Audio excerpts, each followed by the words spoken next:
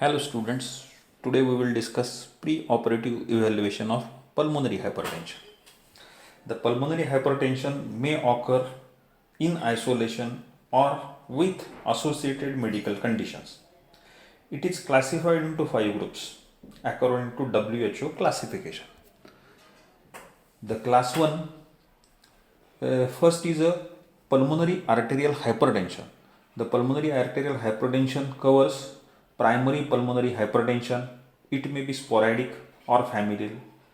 It may be associated with collagen vascular disease, congenital shunts, portal hypertension, HIV, that is human immunodeficiency virus infection, drugs, toxins, and persistent pulmonary hypertension of the newborn.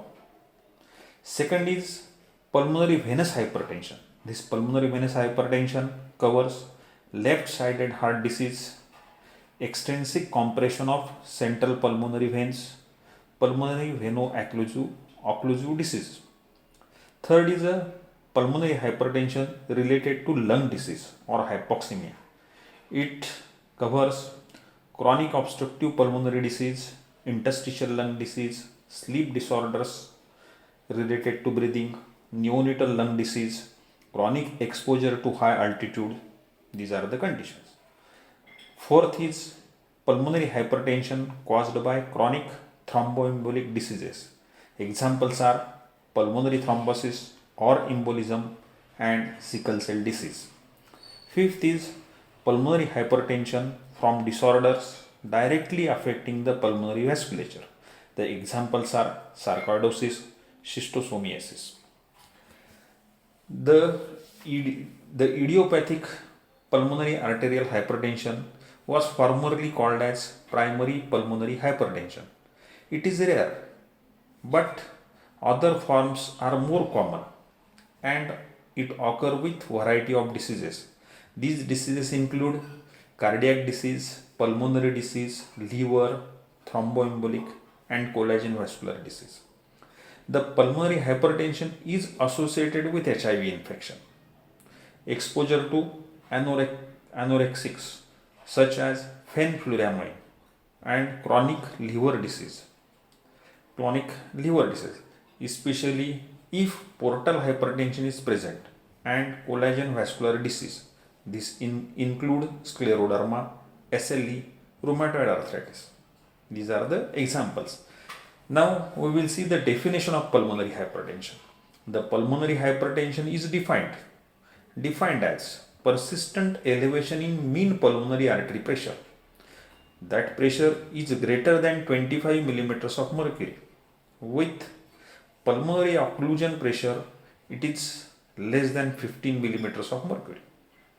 The occult pulmonary hypertension is more problematic than fully recognized disease because symptoms may be attributed to other disease and perioperative decompensation may occur unexpectedly.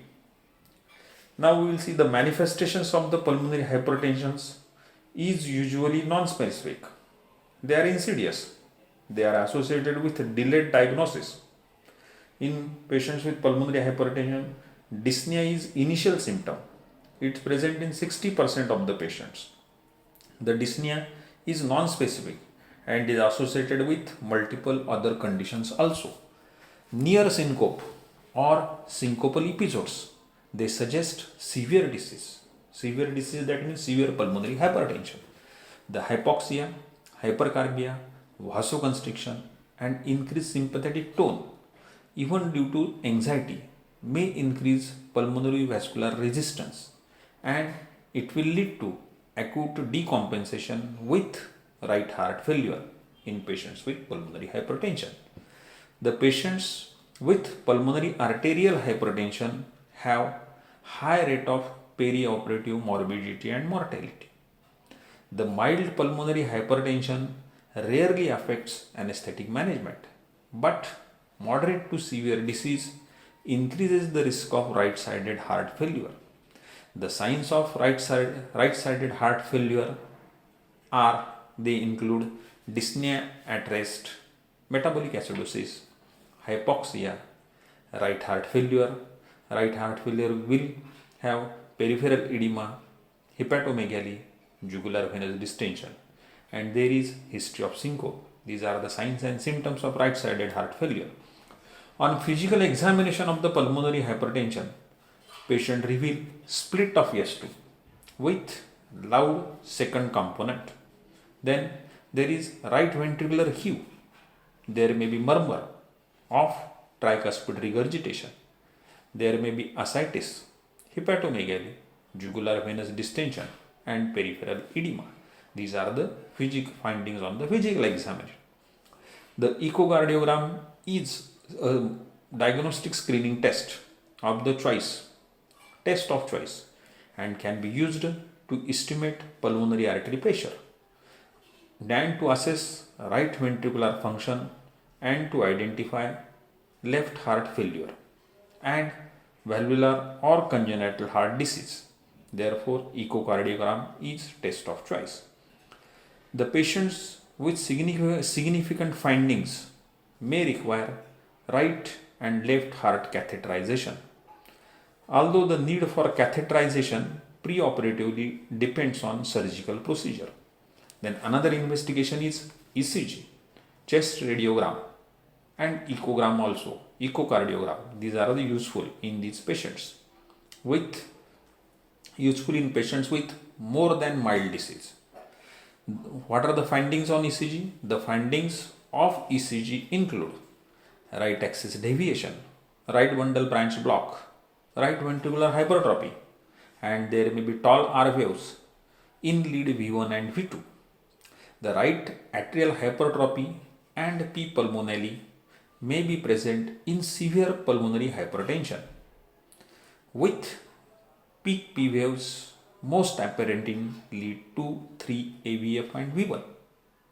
The enlargement of main pulmonary artery and globular heart shape with loss of retrosternal airspace as a result of right ventricular dilatation. This can be seen on chest radiograph.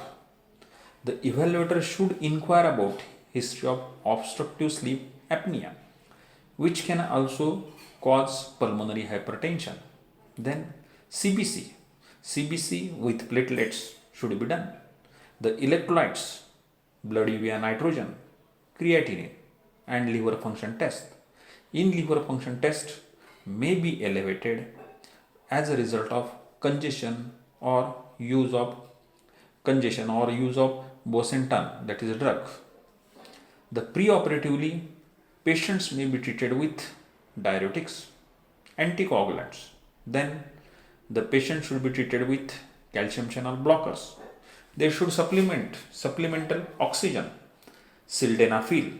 The sildenafil is a phosphodiesterase inhibitor, endothelin receptor antagonist, bosentan, and prostanoids. Some of these agents are given by continuous intravenous infusion, and even momentary interruption of this therapy can be catastrophic. So, all these drugs need to be continued preoperatively. The management of these patients in conjunction with pulmonary hypertension specialist is advised. Thank you.